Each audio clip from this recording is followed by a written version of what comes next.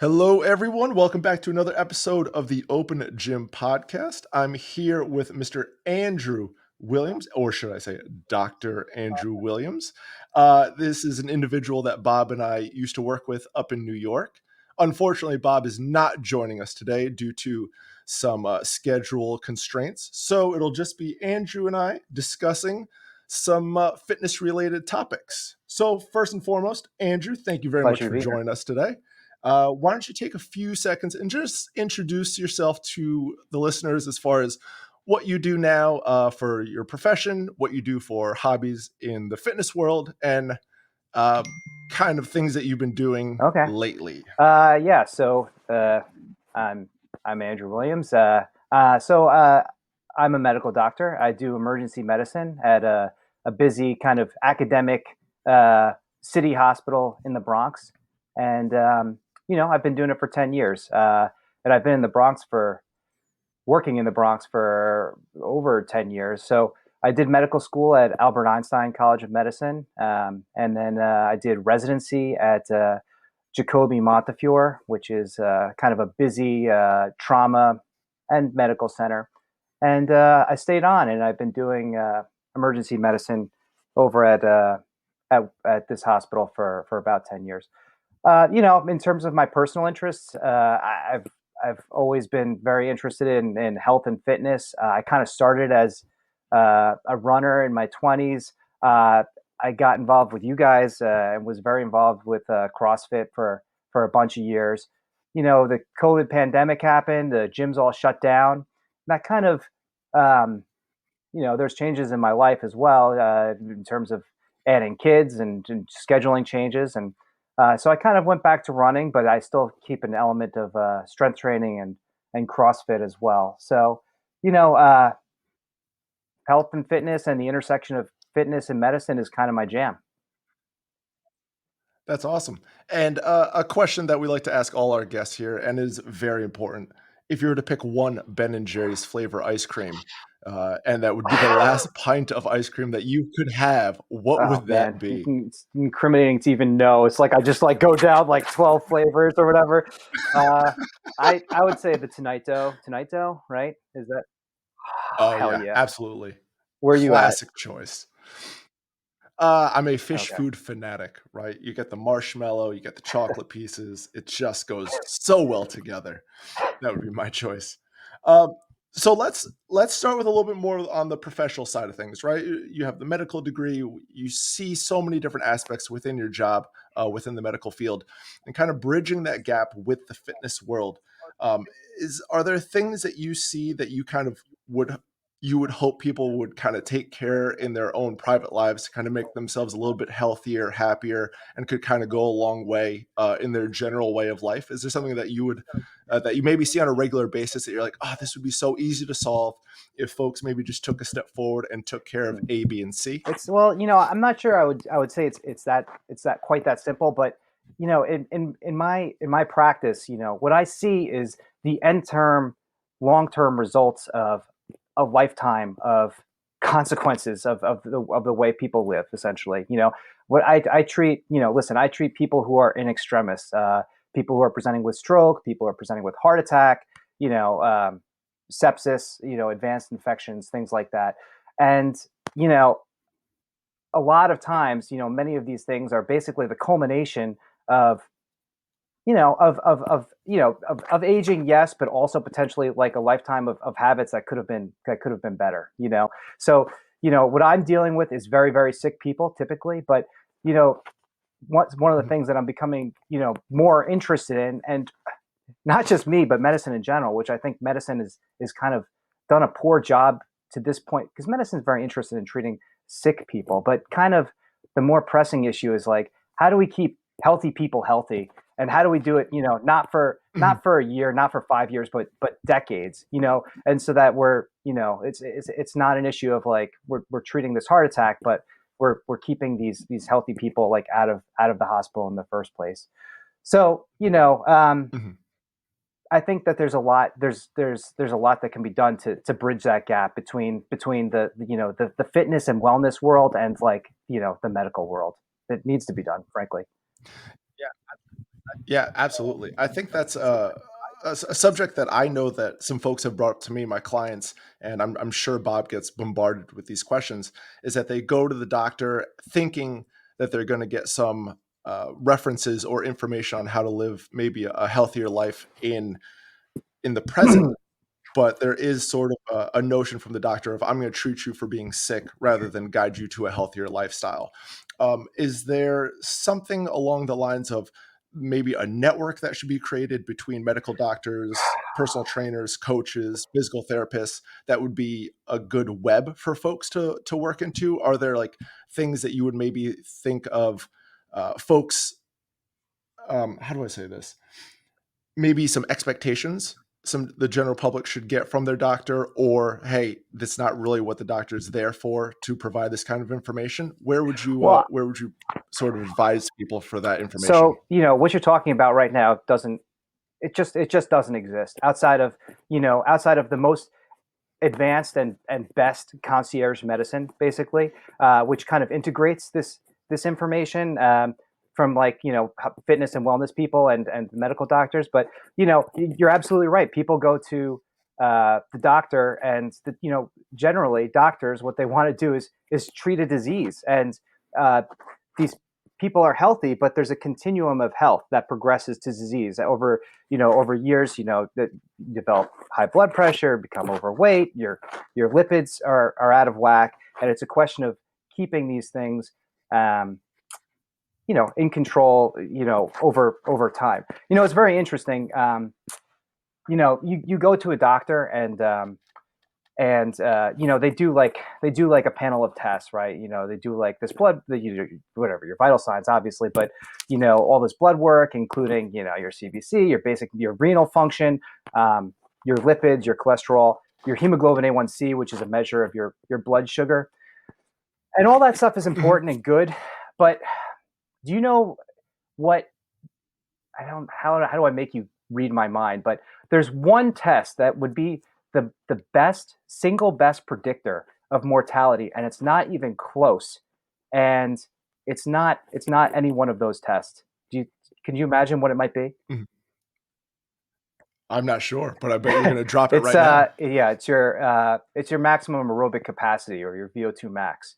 So Okay. in terms of if you were like an actuary, who's like selling like life insurance, you know, sure, all that stuff is okay, I guess. But like, if you're really talking about, we're predicting this individual's lifespan. The most important figure by far, predicting mortality, is your maximum aerobic capacity, or your VO2 max. And oh, that information is not considered or conveyed or anything by a physician, but they're doing this panel of blood work, which again is important, but um, it doesn't deliver a whole picture. Yeah, I mean, testing your VO2 max isn't even necessarily a regular test for fitness trainers or coaches along the same lines. It's sort of a test that people need to seek out for their own knowledge. Is that something that you would be like, hey, if I ran my own practice in a perfect world, this would be part of my general assessment for someone There's coming in? there's no question. I mean, it's a it Yeah. I mean, to even pretend that you're getting some kind of like longevity assessment or overall health assessment without knowing um, a VO2 max is yeah, it's kind of silly. And but and so I actually I've done this test, and basically what it is like it's either a treadmill or a bike, and you wear a mask, and it measures how much oxygen you take in and how much CO2 you breathe out. Okay, and it measures the maximum amount of oxygen that you can consume. Um, and it's like 20 minutes, and basically just like they keep increasing the intensity, you keep increasing your heart rate until essentially you fail. And and it gives you this number, and you can put it into a percentile in terms of like your sex and your age group. And and this is very valuable medical information, frankly. um, and Mhm. but and I think that's the most efficient way to do it. And I think it's not that cumbersome, really, a test to get. But you don't really actually probably don't have to do it, because you can also, if you run, like, for instance, like a competitive race, and you really give your best effort in a race or a bike, there's tables that could convert with like a result and your age that could estimate a VO2 max. And it won't be exact, but the exact number is not as important as trending it over time, you know? Yeah, so that was kind of my next question was, let's say people don't have access to the equipment or a testing facility. Is there a specific distance or time that you would maybe ask people to say, "Hey, if you don't have access to the equipment, let's say you go outside and run 2 miles," or is there a specific distance or time that you would want Mhm. them to do Mm. and then maybe retest in X amount of weeks, X amount of months? What would you give someone for, advice along those lines? Sure. So like I think you can estimate it from it has to be um yeah, like 2 miles to a 5K. And if I would have to look up the exact result, but like, yeah, you could impute that Mhm. into a table. And again, it won't be exact, but you can get an estimate of a VO2 max from that. Right. I would kind of assume that around like let's say someone taking skin caliper test for a body fat measurement, right? It's not going to be exact right off the bat, but the more data you have over a longer period of time, you can extrapolate kind of the trend in Exactly. where we're going, right? Is that kind of what you would Yeah, suggest? exactly. You want to keep track of the trend, and I think you want to know like a general ballpark of where you fit within your age group, because you're the same age as me, Nick, or not. You're not the same age as me, but not that much younger, young buck. Um, No, no more spring I know. chicken over here. All So right. listen, and the sad reality is that your VO2 max is going to um, for the most part, is going to decline about 8% per decade uh, for Mhm. for the rest of our lives from 40 on. I'm 38 years old. I think you're 37 or something like that, or 36. Uh, Oh, come on. 36, 37 in a month. Don't age Sorry. me. I'm getting So there. yeah, so you can anticipate that from 40 on, um, your VO2 max is going to decline about 8% per decade, and so you want that to be as high as possible, because once you get below a certain VO2 max, we're not just talking about like lifespan at this point. We're talking about your health span. What can you do functionally when you're a 70-year-old person or whatever? Mhm. Are you going to have that aerobic capacity to you know to to pull a suitcase like across an airport to go travel? Are you going to be able to like play with your grandkids and like all this sort of thing that's like so important when people like really think about like what they want like out of their health? Generally, it's things like that. Um, so so that's it. I mean, and I say generally your VO2 max is going to decrease. But if you're starting from a place that's like very low in your like age group, and you've like never trained, I think it's fair to expect that you're going to see those gains. Um, you know, but at least initially. But regardless, the important thing is to maximize it. Oh, absolutely. I think that's yeah, that's kind of the tunnel narrowing in my mindset of, "Holy crap, I'm getting to this age where now I'm starting to see some diminished fitness, attributes," right? "Holy crap, I'm gonna hit 40 soon," wherever I'm at, maybe muscle mass starts to decrease a little bit per year, VO2 max starts decreasing a little bit per year, and now I'm looking at more maximizing and holding on to what I have versus, "Oh, I'm looking to gain 3 pounds a year for the next 5 years." Why? Because 'Cause I'm 22 and I can look at a Right. frozen pizza and Right. put on muscle. I can bench press every day for the rest of my life. At some point, you have to look at the longevity and how to increase your lifespan Yeah, as not best just you can. lifespan, but health span Um, too. I want to emphasize. Yeah, Health 'cause span, we don't yes. care. We like if we're gonna be stuck in bed. I think you and I will agree that just let us go. We're Just not it's not interested worth in that. that anyway. That's not something. Right. But yeah. Good. Let's No, I was gonna yeah. say I'm in the same Uh, place as you. It's like it's kind of like a reframing of your like, of your mental goals. I I was fortunate enough last year at the age of 37. I PR'd my half marathon, which was like was awesome. It was totally unexpected. I didn't I didn't think I had another PR in me, but there it is. But like at some point you have to like, and I think I'm starting to successfully be able to do this. You can't. It's just a reframing of your goals. It's not like mhm. the goal can't be to just get faster and faster or stronger and stronger forever. It's it's more functional. I'm a competitive person, so I'm always going to look at like metrics and stuff like that. But it's simply reframing those metrics. Absolutely. And I mean, to go along with those, the reframing and kind of changing of the goals, you have children of yourself, you're a father, you're a professional, and you have a busy life. And it's kind of categorizing your priorities needs to be an important aspect of everyone's life. Um, someone trying to maybe go down this VO2 max training aspect, would you kind of give them a suggestion as far as how many times a week they should maybe go out and push their heart rate versus just a training zone two aerobic capacity? Is there some kind of just general ballpark that you would maybe suggest for someone just getting started on Sure. this? I think that I think the best way to think of cardiorespiratory fitness is a triangle. Okay, it's an isosceles triangle. So the base of the triangle is your aerobic base. It's basically kind of like the work that you can do. Uh, that that's easy. Okay, that would be like your zone two capacity. So like that's how hard can you work, but like this is not very taxing to you. Okay, so that's the base of the triangle, and then the height of the triangle is the VO2 max, which is like your absolute just like apex all out kind of work. And the goal is to maximize the area of the triangle. Okay, you want as wide a base and as high a point as possible. Okay, uh, and if you look at like, it's very, very consistent, okay, across all like aerobic athletes. Um, the vast majority of your training should be zone two, okay? Like the fastest people in the world, it's very common, it's very evidence based. About 80% of your training should be in zone two. So that's work that would be considered easy. Okay. So basically, that's like, Mhm.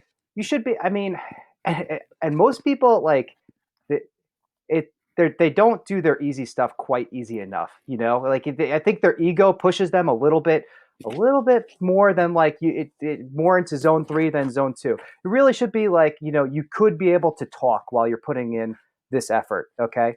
So that's what zone two is, and for the vast majority of people, maybe Mhm. for most of like your audience, that might be a fast walk. Okay. Or like a walk uphill. Like honestly, like, uh, for me, zone two is a very slow jog. It's a 10:30 per mile jog. And I'm a like reasonably fast guy. I do like half marathons at, below 7 minute pace. That's my zone two. Mhm. It's 10:30 pace. And I'm just enjoying myself, just like jogging, whatever.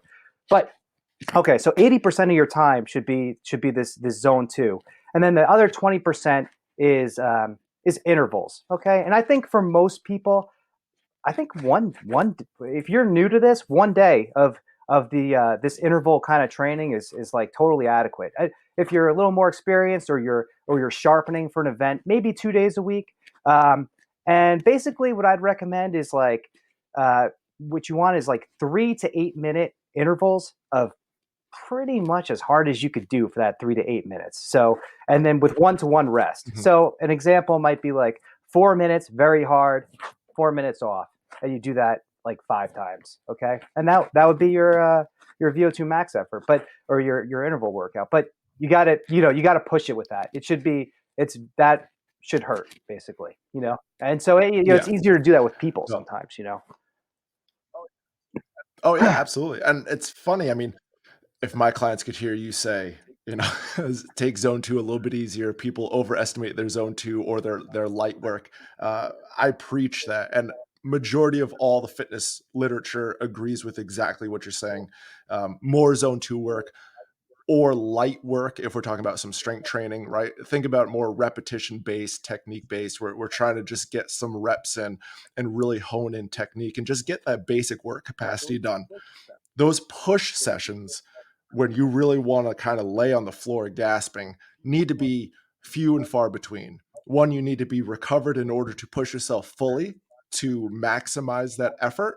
And you also need to have time in between the sessions to recover fully so that you're ready for the next time.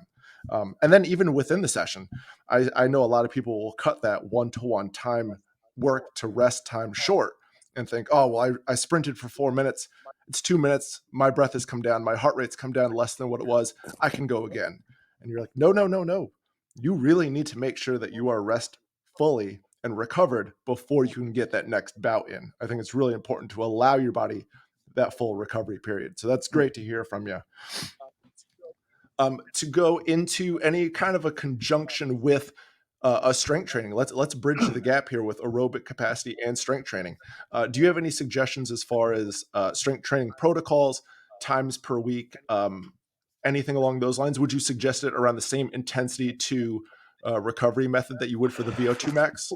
Well, yeah. I mean, so strength is kind of the other cornerstone. So the evidence again. So the evidence is right there for VO2 max as being like the kind of the best predictor of mortality. But believe it or not, strength is right there like at number two. And there's a lot of variable kind of ways. It's a little bit harder to measure how strong a person is. People use different things. Like grip strength, like able to like hang from a bar, or maybe like a max wall sit or something like that. But there's no question that that strength is kind of the next the next great particular predictor of health span and lifespan. And there's no the reason is there's no faking it. There's no cheating it. I mean, the only way you get strength is from years of of training.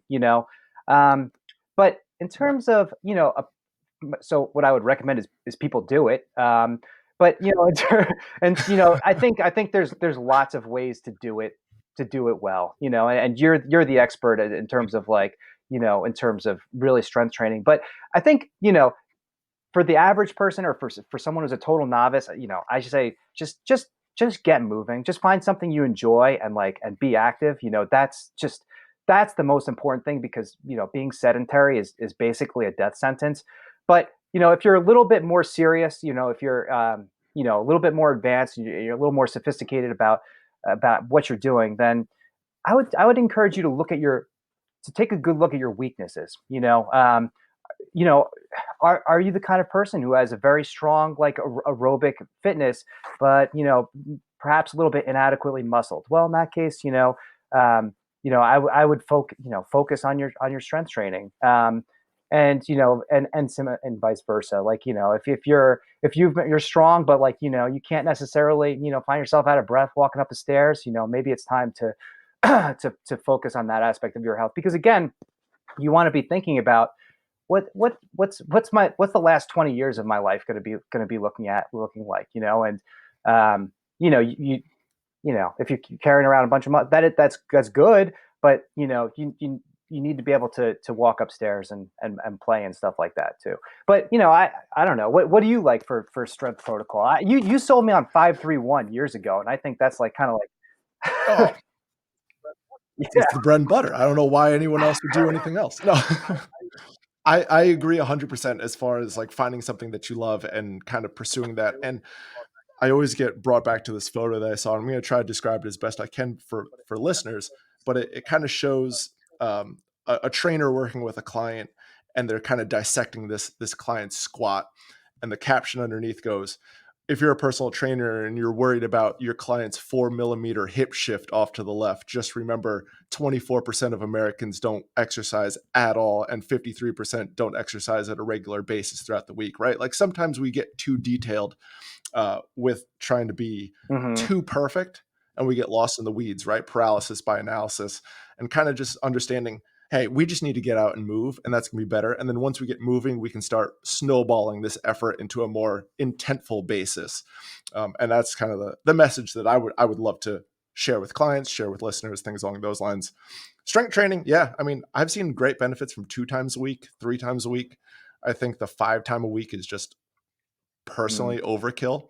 But I mean, if you could do aerobic work, 2 easy sessions and 1 hard session a week, strength train 2 times a week, I think you're on a great basis right there. You've really locked down some foundational work there, and hopefully you still have some time to enjoy time with your family, friends, and get more of a social setting in there as well, rather than just I think living so. in the I would gym. want to add to that, So just to emphasize, listen, I'm a human being. I'm on reels too, and you see like the grind culture reels or whatever about the guy who's up at like 4 a.m. like in the gym, that's great. You need to be working out, but like I don't want it to come at the expense of people's sleep. I think people like really underestimate like just how important that the sleep component is.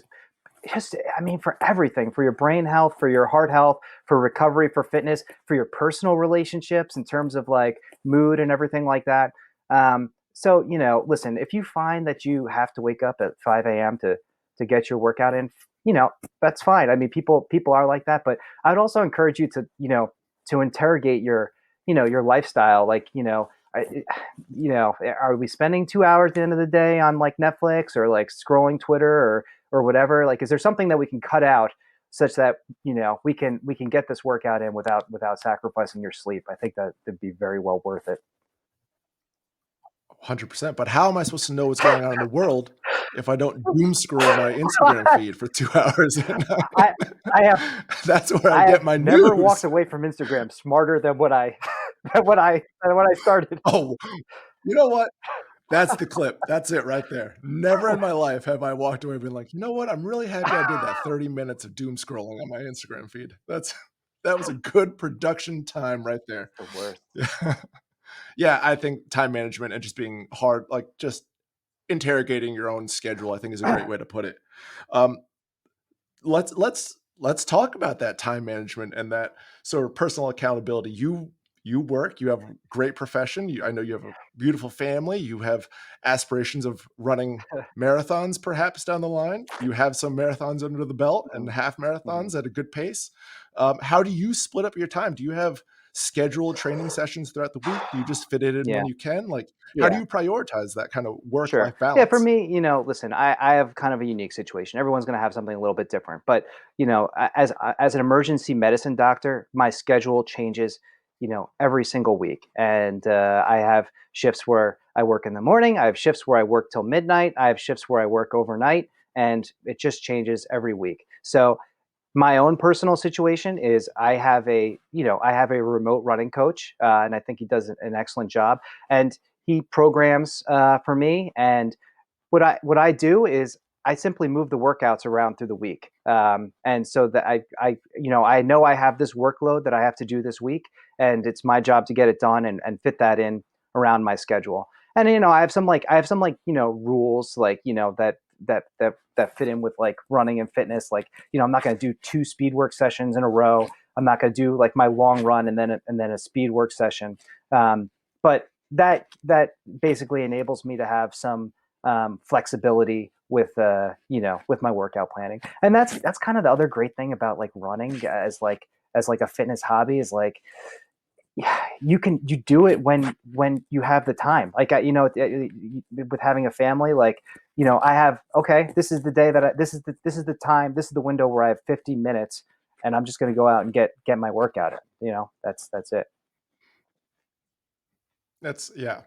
And then to go along with that, right, prioritizing your workout and you spoke about sleep. Is there like some hard times that you're like, hey, at 9:30 at night, I'm going to bed? Or do you find yourself, hey, you know what, I can kind of slip up on that bedtime schedule a little bit? Is that something that you prioritize for yourself, or how hard are you on Well, that for yourself? I'm just I'm freaking exhausted all the time. I like no at the end of the no no no during the day I'm generally fine, but I'm very tired at the end of the day, and like so going to sleep is not usually a problem for me. I go to sleep around like 10:30, but I have sleep challenges because some shifts I don't get home till after midnight, and again I do some overnights as well. So that is very disruptive to the sleep schedule, and it's hard on my it's hard on everything. It's hard on my training. It's hard on my personal life. But it's something I have to deal with, and there are other upsides to my job. Yeah, a few. You like to help people, save people. Yeah, Yeah, yeah, be yeah. some upsides. Yeah, that's amazing. And so, like, let's talk about some of the past the running experiences that you've had. Have you run Mhm. marathons lately? What have been your best experiences? Something that you've Oh, accomplished that you're thanks. proud of? Yeah, I love to talk about my accomplishments. Uh, Hey, let's talk about you, Andrew. Let's Just bring want it to on talk up. about me. Yeah, so no, my listen, yeah, last year was like my most successful year of running in in my life, which is like unbelievable because I'm old as hell. But yeah. So last year I PR'd a half marathon. I did the Wine Glass half marathon at the end of September. I did that in like 1:29:30 or something like that, which is like a 6:50 ish pace, which like was I was very proud of. Never did anything like that before. I also did a five broke a 20-minute 5K for the first time in my life, which is something that I never thought was going to happen. And I think it's so that's and again, this isn't going to continue forever. I enjoyed those moments, and I'm kind of like reframing my goals, but I am proud of them, and I do think one way to shed some perspective or light on that is that like you don't think of it this way, but I think there's a lot of analogies, or it's analogous strength training and run training, because strength training, man, look at that those traps, those biceps, like that took years to develop. Okay, that no, it took decades to develop, right? It's years and years of lifting and eating correctly, and it's the same thing with running. Like there's cardiovascular like adaptations that occur that it's not weeks, it's not months, it's literally years. Yes. That's how you happen to have some PRs at the ripe old age of 37. It's the culmination of years of training. Right. You're not getting put out to pasture at 37. No, That's a good actually, thing. there are like Uh, elite athletes that are in endurance sports that are competing in their late 30s, even early 40s. So it's not over. yeah. I'm glad to hear you say that too, and especially when you're sort of suggesting these ideas of this aerobic base or this strength base that has just been developed over years and years and years. One, this is not an overnight success story, right? These this work takes a lot of base work and foundational work to get done. And for people who are just getting started, don't get discouraged that things aren't happening within 6 Mhm. weeks, right? Get out there and move, because honestly, the only alternative is you not moving. And we know for a fact that's not a good thing. Death sentence. So there's maybe just two choices: move or not move. So let's choose. Let's move it. Two, and then just be patient with it, right? Find something you love, understand that it's going to be a process, hopefully for the rest of your life, that will sort of enhance your livability and fitness life for years and years and years to Yeah, come. So I think that's very yeah, important for people to hear, for sure. Uh, do you guys do? I know Katie's a big runner. Do you want to give her a shout out as far as what she's yeah, accomplished over the last couple of years and what she's yeah. looking to do?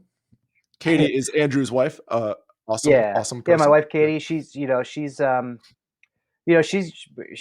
gives me a lot of motivation. Frankly, she runs more miles than me. She's all over it. She did her first marathon this year, New York City marathon, and she did very well. She's proud of it, and she's back at it. She's gonna be doing another marathon this year. So she's a tough cookie. That's huge.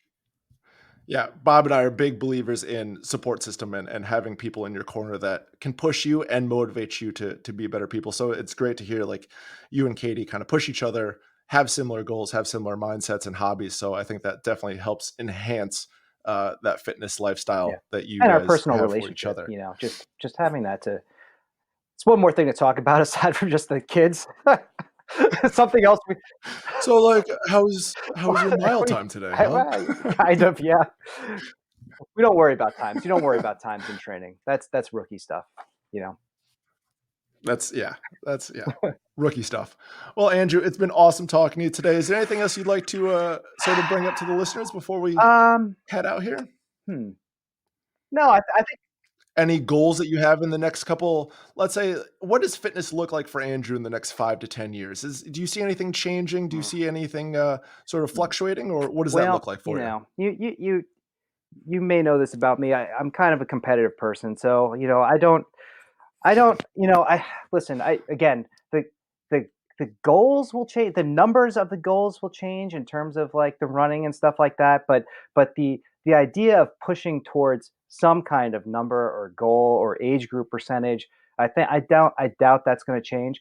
I do think 5 to 10 years. My kids are going to be a little bit older. Things might be a little bit easier, and I could foresee myself having a little more fun with fitness, perhaps. Maybe like playing sports with the kids, or more tennis with everything. But I've got a lifestyle that I enjoy, and I don't foresee it changing too much. That's awesome. Andrew, that was fantastic. Thank you so much for all the advice that you've given to listeners as far as the VO2 max training and understanding the importance of that, as far as maybe partaking in a either hack job with the running on your own for about 2, 3 miles, or actually going out and finding a testing place just to get those baseline numbers and how important that can be. Thank you so much. And we wish you nothing but the best. I know Robert is kicking himself for not being here today, but we'll This send was him a blast, man. some My only messages regret is we afterwards. didn't get to talk about Leadville at all. I actually Oh, I I actually did. I was reading about it, dude. First of all, have you? yeah, You could cut this. You could cut this part out yeah. if you want, but Oh, no, no, this is all the okay, one take let's do wonder, it. baby. This is it. 10,000 feet elevation. Uh, have we done any hiking at Yeah. 10,000 feet elevation? Okay, Look, I know what it's gonna okay, be okay. like. It's gonna be terrible. It's gonna And then be it's is it 7,500 feet up elevation? Is that correct? Was I looking at the right thing? Yes. Oh, it Yeah, starts but at it goes up and 10,000. down. I think it Yeah. goes to 12. Yeah. Yeah, yeah, yeah, yeah. Yeah. We were looking at cutoff times, Mhm. the other day because you get out to halfway mark. It was 24.6 miles. You have to do that in about 7.5 hours. So in my mind, I'm like, I could do that at 11,000 feet. That's going to be a whole problem.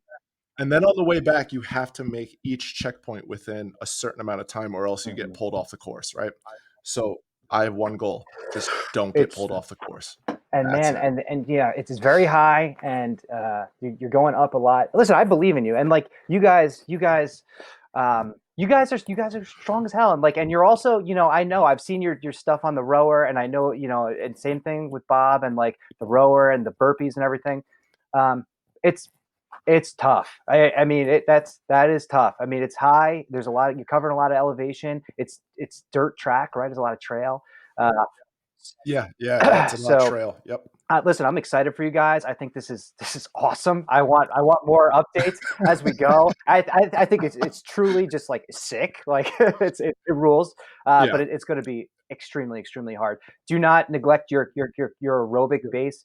You just you need lots and lots of zone two, lots of zone two, and even if it's not running, even by the way, I think if you need a break, like your joints are a little tough, like you could do some zone two on the rower or the bike, but you're gonna need a ton of zone two. Well, that's what we've been. I mean, Bob and I are kind of following different plans at the moment. But I've realized, well, as we all know, running isn't necessarily an exercise just to go out and do. It is a specific sport. So if you're not used to it, just like if you're not used to strength training or anything like that, you kind of have to wean yourself in as a sports specific movement. So too much of it at once, like, yeah, I could definitely feel my knees, my ankles give up. But we have a Peloton at home, so I log in like 90 minutes on the Peloton pretty easily. I'll hop on the rower for about 90 minutes, almost 2 hours, just kind of trudging through, kind of watching the heart rate up, and then I take the running stint as sport Mhm. specific practice. How is my stride? How is my breathing? How is my tempo? All that stuff. If I break to walk, can I keep it to a 30-second stop and then force myself to run again, regardless of how I feel? All that stuff is necessarily what I'm doing while I'm running, and the basic aerobic work just to get my heart rate up. I usually try to find another implement at the moment. That'll obviously change when I get closer to the race, but that's kind of where we're at the I moment. like that mentality. Yeah, that's perfect. Yeah. And there's also no fluff to like add in other stuff, right? Like it either benefits Leadville or it doesn't. And then it's out of the training. It's not like, oh, you know what I could do today? I could do like 100 burpees per time. We don't Like, have no, no, that. no, no. It's either Leadville or it's out Mhm. of the program. Yeah, That's it. So we'll see yeah. how it I, goes. I I think it's it's a fascinating experiment. You two, you guys. That's all it is. It's just an experiment for like, all right, in 6 months, can you do this and just have the mental wherewithal of just either putting one foot in front of the other, or are you just going to collapse at 11,000 feet and have someone drag you Yeah. off the The course? And we'll magnitude of see the what happens. challenge is, I just like, I just hope the listeners appreciate, because just that elevation, and then to be have a lot of climbing in it too, and to be on dirt, it's it's tough. I remember one time I went skiing out west. It was like my first time out west, and like I hopped off the my shuttle or whatever, and I was like, oh, if I get my skis, I could go get like a quick run in, and I like jogged over to like the to get my skis, and I was like, I'm dizzy. Like what the if that's my first Right. experience at elevation. You don't realize it's like, Mhm. basically. I don't know what the rule of thumb is, but I think in terms of like effort, it might be like adding like at least a minute per mile to your times. That's what we've been seeing is about a minute per mile. So you got to factor that in. You're factoring in time spent at aid stations. You're factoring in just basic stuff, right? If you need to change your socks, that's going to take longer than you just grabbing a goo and keeping on walking and things like that. So we're going to have a strategy meeting maybe closer in end of March, early April. Game plan it out, try it, and then as we get closer, we'll figure out our best game plan. But yeah, like it's an experiment. We have no money riding on it. We have nothing other than just, hey, let's plant our flag and see what we can accomplish in 6 months of training. So Sick, it'll be man. fun. Can't wait to see what happens. We'll keep you updated for sure. Andrew, thank you so much for joining me today. And all the information you've shared has just been fantastic. Thank you so much. We wish you nothing but the best. Good luck with your future endeavors. Tell Katie we say hi, and we'll Good to talk to see you you, in a little man. bit. All right. All right. Bye.